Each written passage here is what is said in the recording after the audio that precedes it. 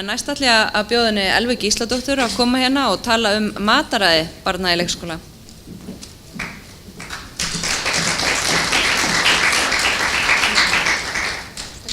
Heyrðu, að við erum búin að sitja líka núna í 25 mínútur. Þá ætla ég að biðja ykkur bara að standa upp í bara smá stund, smá leikur, standa upp, ekki fara. Þá ætla ég að biðja leikskóla, að teygja aðeins úr ykkur. Svo ætla ég að biðja leikskólastjóra að setjast, svo ég átti mig á því hvernig salur þetta er. Leikskólastjóra. Svo kannski bara leikskólakennara. Eru einhverjir matráðar í hópnum? Já. Annað starfsfólk á leikskóla? Starfsfólk í sveitafélögum eða sambandi íslenskra sveitafélaga?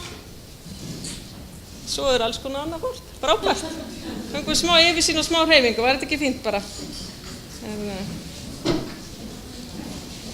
Þannig að ég var svona aðalega að fiska hvort ég væri með einhverja matráða og ég er með nokkra matráða, en ég samdi samt fyrirlesturinn með leikskólastjóra mest í huga og leikskólakennara.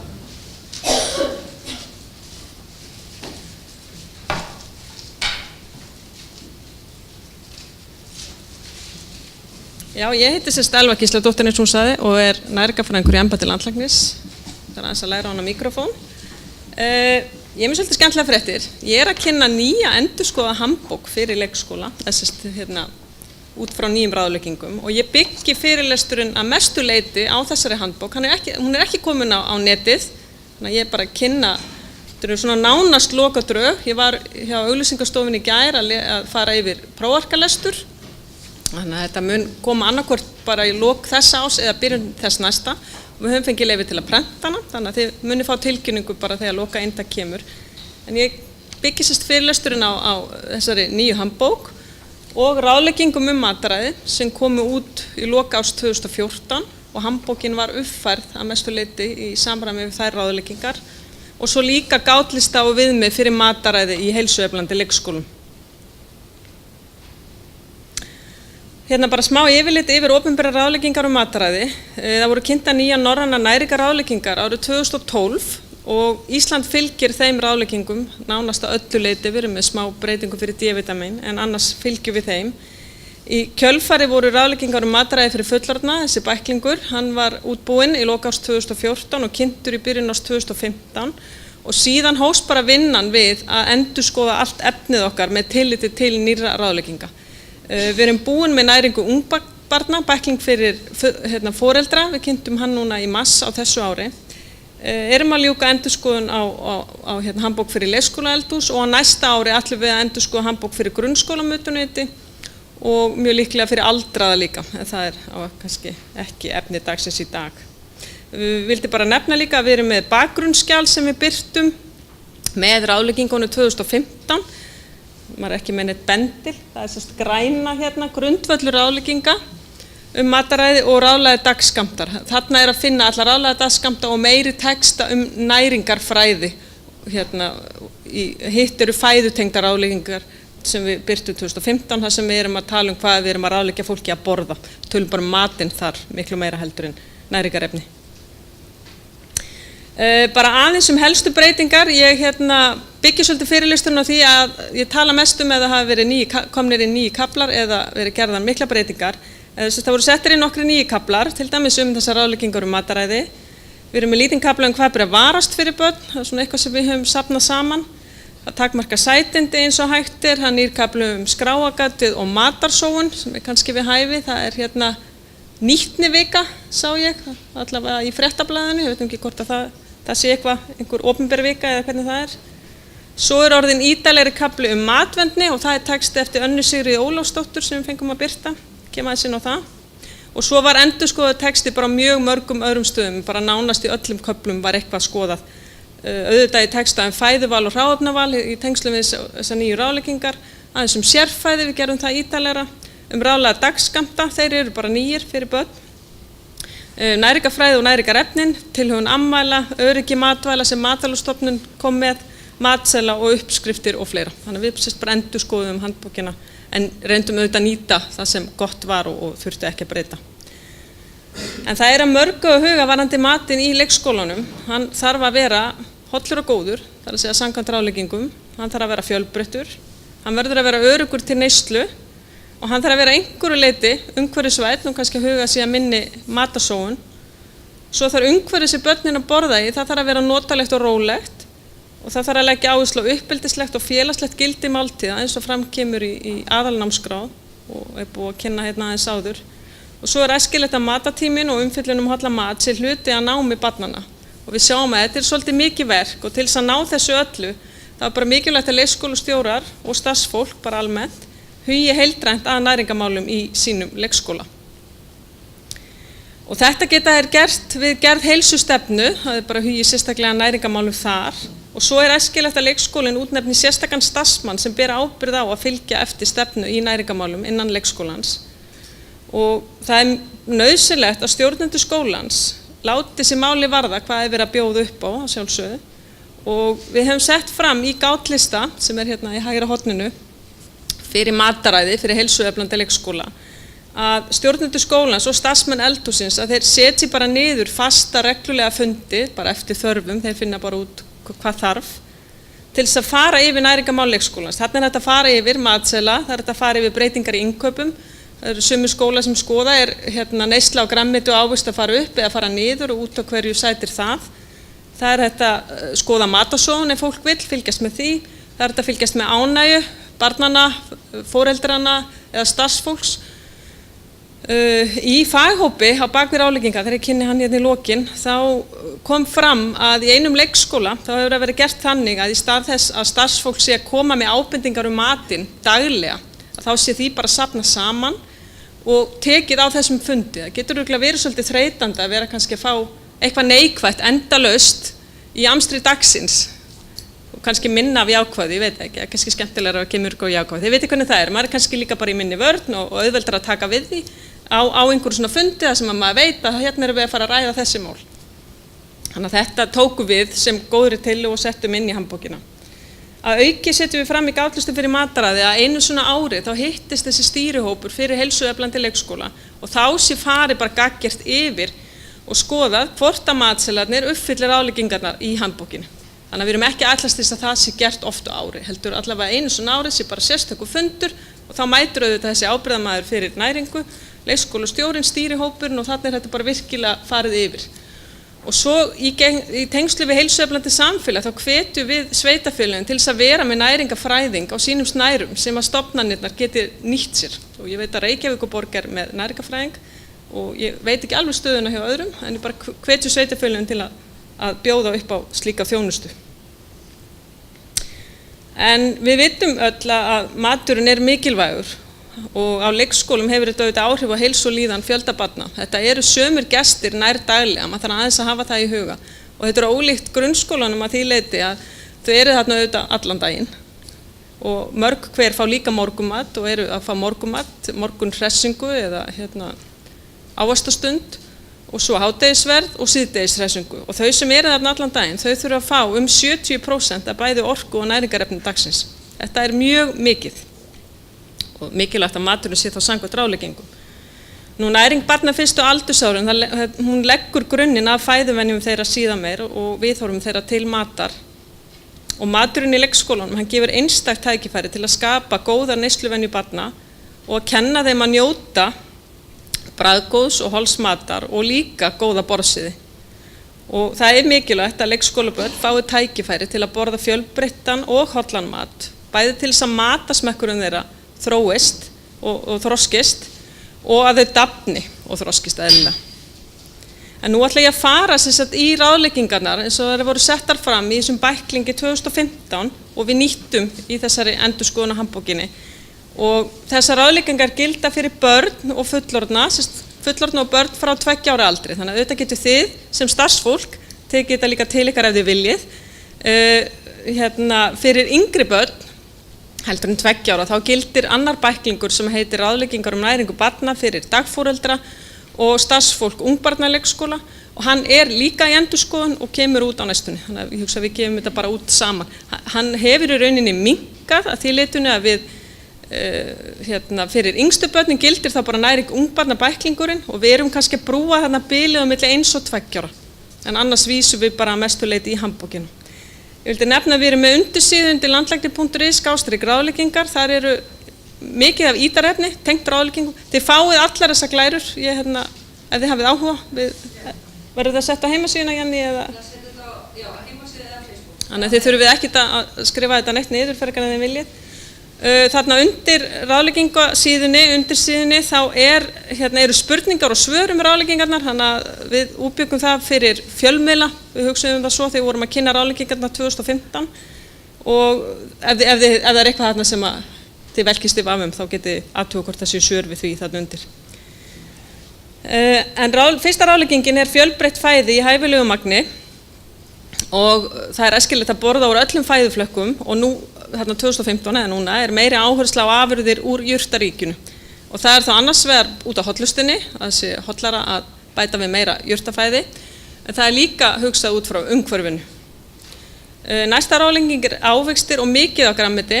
Við erum að leggja sérstaklega áherslu á grænmeti, við erum að reyna að auka grænmetisneyslu Íslendinga og mesta áherslan á gróft grænmeti eins og til dæmis rótargrænmeti, spergilkál, hvítkál og blómkál. Við erum að reyna að koma þessum fæðutegundum inn. Ráðleggingin hljómar 5 skammtar af grænmeti ávöxtum á dag eða minnst 500 grömm samtals. Þessi ráðlegging á ekki við lítil börn, þau þurfa ekki að borða 500 grömm. En það gott að hafa því í huga að þau fái annarkvort grænmeti eða ávöxt í máltíðum dagsins. Og safi telst ekki með í 5 á dag. Við erum að reyna að fá fólk til að borða matinn og tyggja hann og gefa sér tíma í það. Næsta ráðlegging heilkorn minnst 2 á dag og það æskilegt að velja brauð og aðra matvörur úr heilkorni.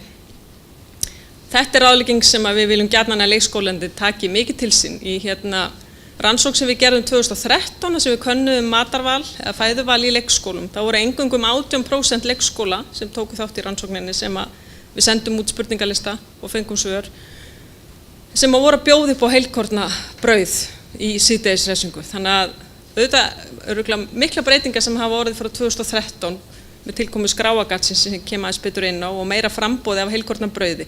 En engu að síður þá hvetjum við ykkur bara til þess að skoða hvað þið eru að bjóða upp á. Þarna bara nauðsynlegt að gera kröfur til birgja og að lesa utan á umbúðir að það sé að minnstakosti 5 grömm trefjar. Annað bara eitthvað sem ætti ekki að vera í boði á leikskólum.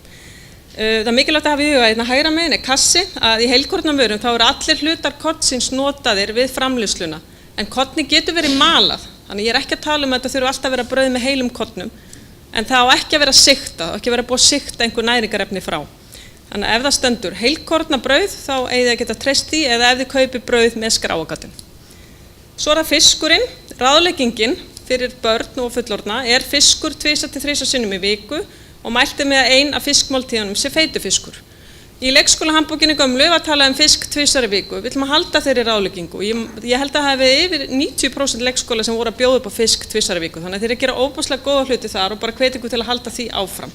Það sem við leggjum núna áherslu á, í ráðleggingin mælt með að ein af fiskmáltíðunum sé feitifiskur. Við leggjum áherslu á að leikskóla bjóða upp á feitan fisk aðra hvora viku.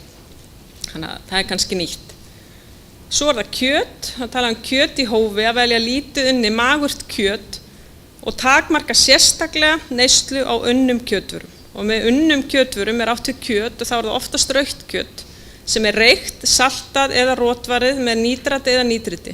Og sem dæmi má nefna, þið þekkið þetta, þetta saltkjöt, spægipilsa, pepperoni, beikonpilsur, bjúgu, kjötfars, hangikjöt og skinka. Þetta ekki tæmandi listi. Og við erum bara búin í matsölunum að taka algjörlega unnar kjötvörur út og við hvetjum ykkur til að gera slíkt í sama. Þetta þá sérstaklega við hádegisverðina því að þau eru auðvitað að borða meira magn ef það í hádegisverði. En skoðið endilega líka hvað þið að bjóða upp á í síðdegisressingunni. Og reynið að skoða hvað þið getur komið inn til dæmis meira fiskáleggi og sjávarfangi.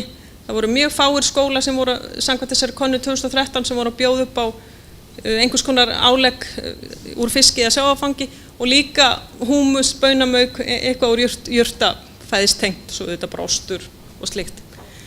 Svo það mjólkurvörurnar, ráðleggingin fituminni og hreinar mjólkurvörur. Fyrir leikskólan þá erum við með ráðleggingu bara opinber ráðleggingin stóðmjólk upp að 2 ára aldri og léttmjólk eftir það.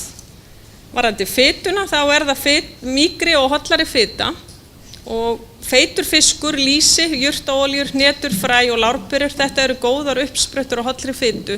Það sem leikskólinn getur svona sérstaklega tekið til sín þarna, það eru auðvitað lýsi, að bjóða upp á lýsi í morgunverði og þarna mjög mikilvægt að foreldrar og leikskólinn tali saman, hvort barnið fái lýsi í leikskólanum eða heima. Þannig að þetta detti ekki á milli og verði heldur ekki á báðum stöðum.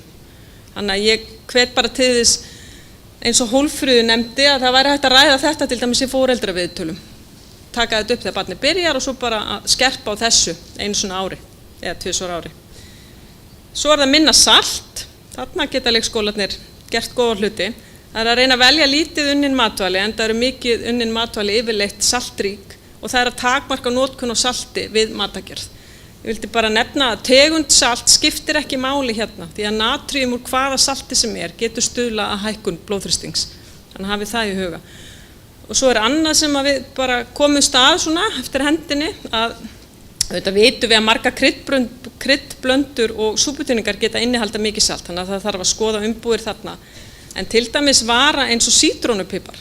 Sumar tegundur sítrónupipar innihalda mjög mikið salt og maður kannski gerir sér bara enga grein fyrir því. Þannig að það bara þá algjör óþarfi að bæta við salti ef maður að nota þá vöru. Og leikskólabörn þurfa mjög lítið af salti. Þótt þetta hafi kannski ekki mikil áhrif á blóðþrýstinginn svona snemma, þá viljum við heldur ekkert vera að venja þau á þetta salta bragð frekar en sæta bragðið. Þannig að endilega hafið það í huga. Við útbyggum efni árið 2015 í samstarfi við hinn Norðurlöndin, fengum norrænan pening og leiðir til þess að minnka saltneyslu bæði fyrir stofnanir og fyrir einstaklinga og það inn á landlækni.is/skoðaðu saltið. Það var svona smá vitundavakning það, þannig ég vildi bara vekja athygli á þessu efni. Svo það minni viðbættu sykur, það nú vonandi lítið af honum í leikskólum. Fyrsta ráðleggingi þar að drekka vatn við hósta og ég sá í þessari rannsókn að vatn mjög mikið í boði á leikskólum, þannig að það gott. Annars það að drekka lítið eða ekkert af gos og svaladrykkjum og gæta hófs í neyslu og sælgæti, kökum, keksi og ís. Og leikskólinn getur tekið það til sín þarna, það varðandi ef það verið að bjóða upp á bakkelsi stöku sinnum að huga þá bara að uppskriftum, að minnka sykur í uppskriftum og auka trefjar og heilkort til að gera vöruna hollari. Svo það að taka inn D-vitamin, ég búin að koma inn á það mælt með þorskalýsi eða krakkalýsi, 1 teskeið eða 5 millilítrar með morgunverðinum og loka blaðsíðan í bæklingnum hjá okkur sem hann liggur frammi þegar með í takan og þið getið panta allt efni hjá okkur. Það kostar ekkert ef þið sækið sjálf, en annars þurfið að borga sendingakostnað. En síðasta ráðleggingin að velja skráargatsmerkta vörur og skráargati var innleitt á Íslandi 2013, hefur kannski gengið ekkert rosalega hratt að auka vörufjöldan þar, en brauðflokkurinn nokkuð vel dekkaður, þannig að þar getið þið valið brauð sem merkt með skráargatinu og það eru þá brauð sem eru hollar en önnur brauð sem ekki uppfylla skilyrði til að bera merkið. Ég ætla ekki að fara í þessa glæru, stóra flókin, en í rauninni allt sem ég búin að segja sett fram í handbókin á blaðsíðu 13 sem langmikilvægasta blaðsíðan, eða ég fór kannski ekki alveg ítarlega í allt, og ef það eina sem þið ætla að taka héðan, þá það bara þegar handbókin kemur út að skoða þessa blaðsíðu vel. Leikskólastjórar, leikskólakennarar, matráðar, bara farið vel yfir þessa síðu.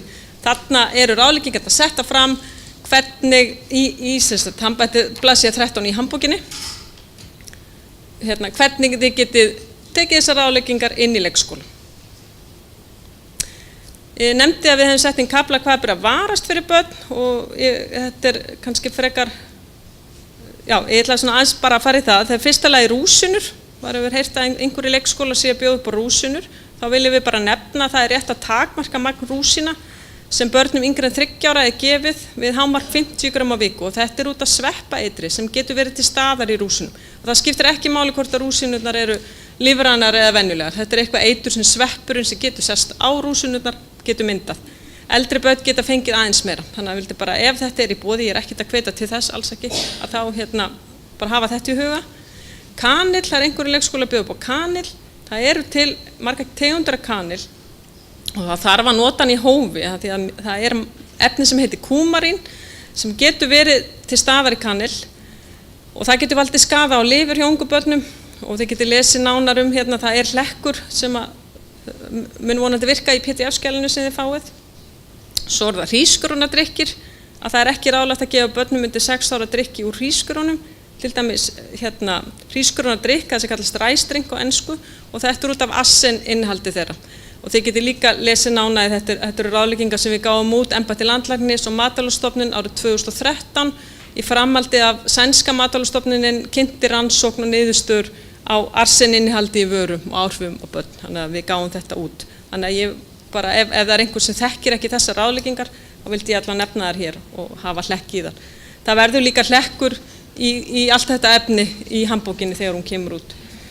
Svo það lifur og lifrarafurðir, að það er nauðsynlegt að takmarka neyslu á lifrarafurðum, eins og til dæmis lifrapilsu fyrir börn á leikskólaaldri, af því að þetta innihaldur mjög mikið af A-vitamíni. Og það er svona gott viðmið að þetta sé ekki oftar í boði en 2 sinnum í mánuði.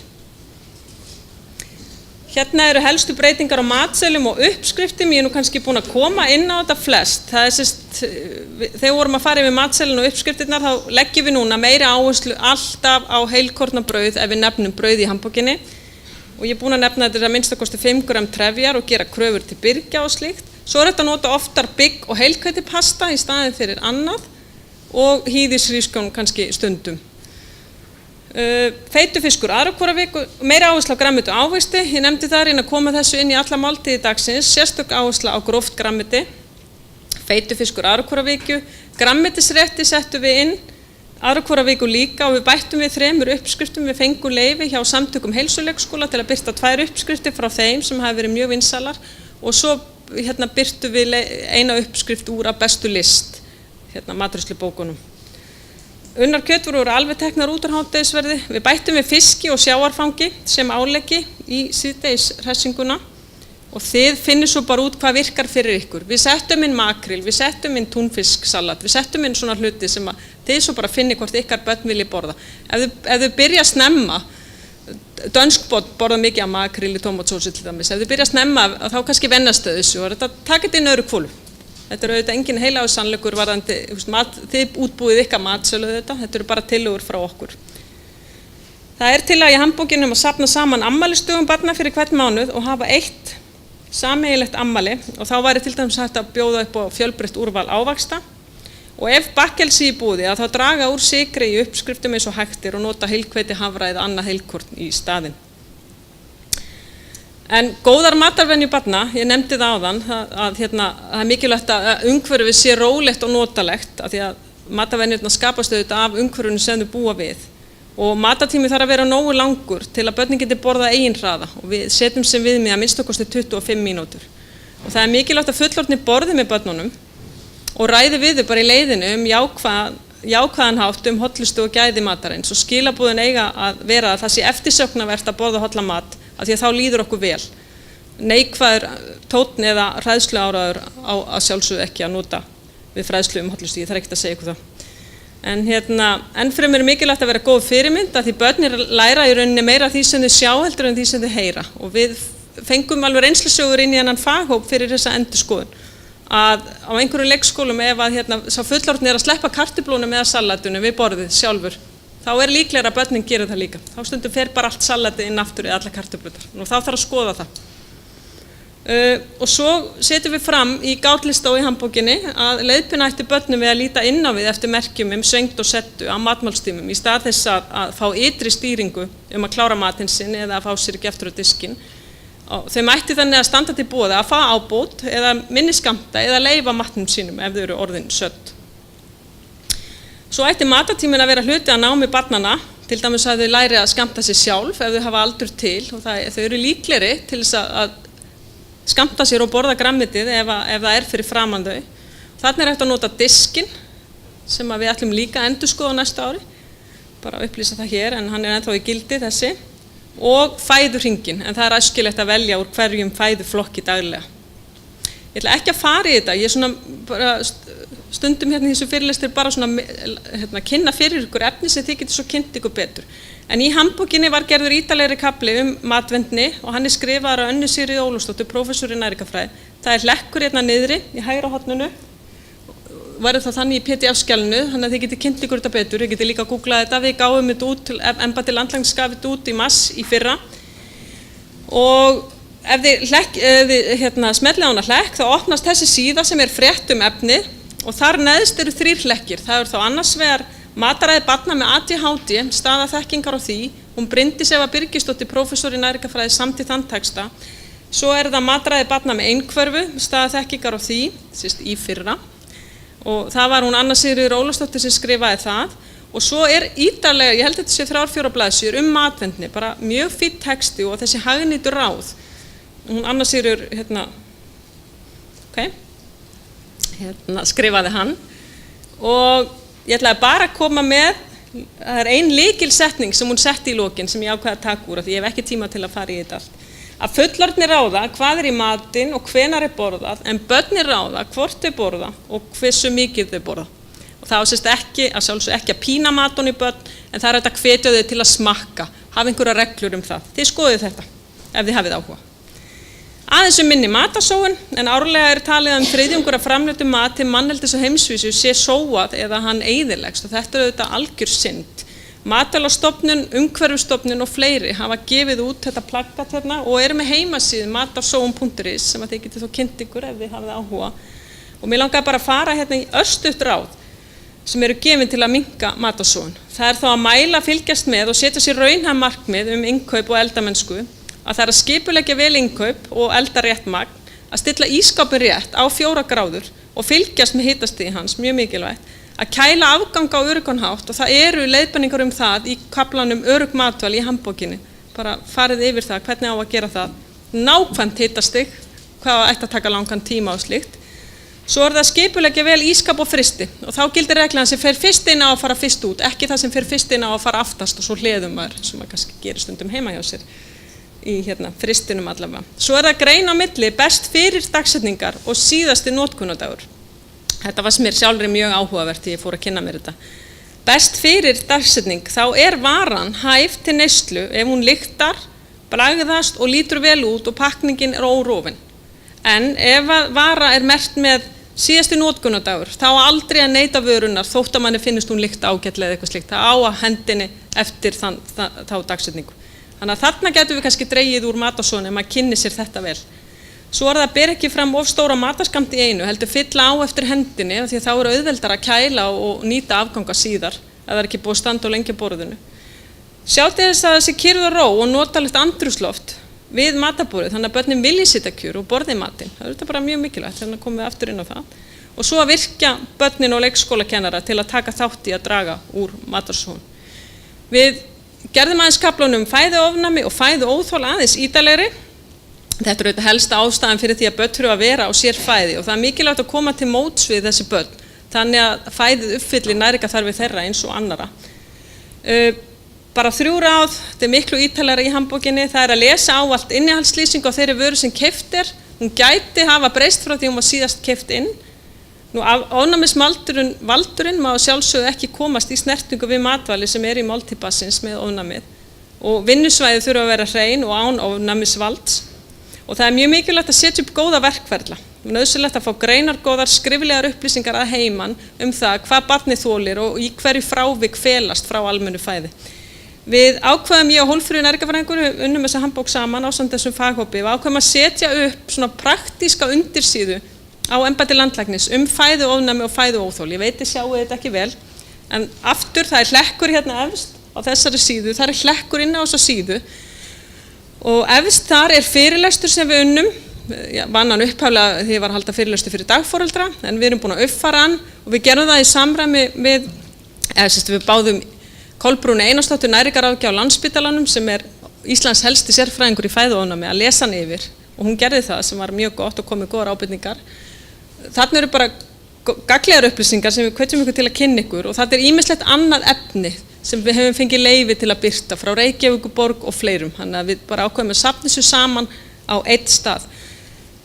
Svo þarna til dæmis líka heimasíða Astma- og ofnæmisfélagsins, þar inni eru fullt af uppskriftum, það líka bókin Kræsingar sem þau hafa gefið út og hægt að kaupa. Það alveg óhað mér, vildi bara nefna þennan möguleika. Og ég veit líka að þau hafa verið að bjóða upp á námskeið í menntaskólum í Kópavogi í samvinnu við þau matreiðslu á ofnæmisfæði, þannig að þið getur líka kynnt ykkur það ef þið hafið áhuga. Ég alveg að vera búin. Hérna allt efni sem tengist næringu og þessum aldri. Það þá handbókin fyrir leikskóla sem ég nú búin að margnefna og alveg að fara að koma. Ég mjög glöð með það, hlakka mikið til. Svo það bæklingur og veggspjald með ráðleggingum mataræði. Þetta getið þið pantað, ég hengdi veggspjaldu upp hérna frammi, þið getið þá séð það. Það ráðleggingar næringu barna fyrir dagforeldra sem að fara að koma út aftur. Það bæklingur næringu ungbarna fyrir þessi yngstu börn. Svo það fæður hringurinn og diskurinn. Og svo væntanlegt efni til hægri, þetta seglar og ískapa sem við höfum verið að vinna að og að fara að koma út, á leiðin í prentun. Þetta svona stórt sem hægt að setja á ískapin og það svona, kannski pínu áminning þegar maður að opna ískapin og spá í hvað maður þurfa að kaupa í matinn. Þetta hljómar þú borðar holt með því að velja og svo koma allar ráðleggingarnar í kossum fyrir neðan. Svo það veggspjald drykki sem samstarf hjá tannverndinni og næringunni. Hjá embættinu og það var endurskoðað í fyrra, þannig að það veggspjald. Svo það einblóðungar 5 á dag og heilkort sem ég lagði líka fram hérna og þið getið pantað. Þið megið panta ráðleggingabæklingin og einblóðungarna ef þið viljið setja hól barnanna heim, ykkur frjálst að gera það. Svo það bæklingurinn heilsueflingu á vinnustöðum sem að Jenny kom inn á. Við erum með gátlista í næringunni fyrir heilsueflandi leikskóla. Og svo vildi ég bara nefna að við erum með heimasíðu sem heitir sigurmagn.is sem að sýnir sigurmagn í ýmsum matvörum, sælgætispókum og slíku. Það getur alveg verið áhugavert að skoða þær myndir kannski með elstu börnunum og ræða munina á sigri og sumar vörur innihalda engan sigur og aðrar vörur innihalda mikinn sigur. Svo það var heimasíðan skráargat.is, þar eru fleiri upplýsingar skráargatið og svo heilsuvera sem vefur sem embættið og heilsugæsla höfuðborgarsvæðisins heldur úti heilsu. Þetta faghópurinn, ég vil bara setja þá glæri hérna upp. Við vorum ég og Hólfríður í honum og Laufey Hrólfsdóttir, næringarfræðingur og doktorsnemi, Helga Sigurðardóttir hjá skóla- og frístundasviði Reykjavíkurborgar. Það var Hulda Jóhannesdóttir, skólastjóri í heilsuleikskólanum Króki, Magnea Reynisdóttir, matráður í Reynisholt í Reykjavík og Einar Hreinn Ólafsson, matráður í Reykjakot. Og við bara þökkum þeim kærlega fyrir þeirra framlag við endurskoðunina. Þá þakka ég bara fyrir áhættunum.